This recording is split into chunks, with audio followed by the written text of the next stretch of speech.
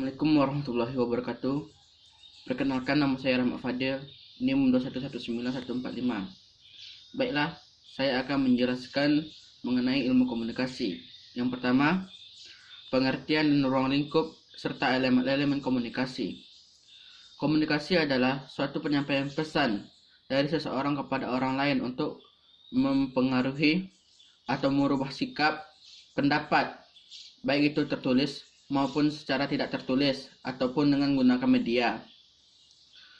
Tujuannya yaitu yang pertama menjelaskan sesuatu kepada orang lain, yang kedua untuk mempengaruhi seseorang tanpa memaksakan kehendak, yang ketiga yaitu mempengaruhi orang lain untuk melakukan sesuatu.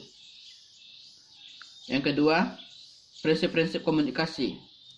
Komunikasi adalah suatu penyampaian pesan dari individu kepada individu lain agar mereka saling mempengaruhi. Prinsip-prinsip komunikasinya yaitu yang pertama, komunikasi merupakan sebuah proses simbolik. Yang kedua, bersifat dinamis. Yang ketiga, bersifat sistematik. Yang keempat, memiliki dimensi, hubungan, dan isi. Serta yang kelima yaitu memiliki waktu dan ruang. Selanjutnya itu hambatan-hambatan komunikasi. Hambatan komunikasi adalah gangguan-gangguan yang terjadi pada penyampaian pesan dari satu individu kepada individu lain, baik itu dari faktor lingkungan, faktor fisik, alam psikis, ataupun dari diri dia sendiri.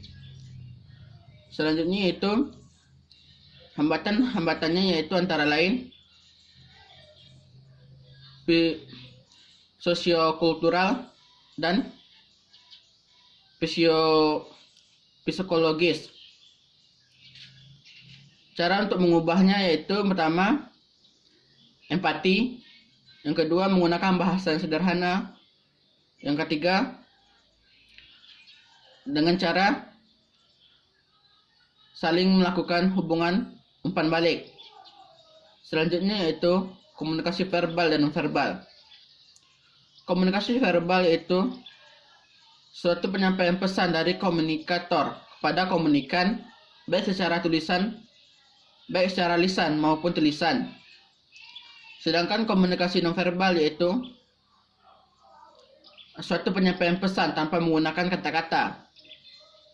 Tujuan dari verbal yaitu untuk menjelaskan atau menyampaikan, sedangkan dari non-verbal yaitu untuk memperkuat rasa tanggung jawab atau kepercayaan. Ciri-cirinya yaitu dari verbal dia disampaikan secara lisan maupun tulisan, sedangkan dari non-verbal yaitu menyatakan perasaan. Faktor yang pertama dari verbal yaitu faktor kebudayaan, pengetahuan, dan kepribadian.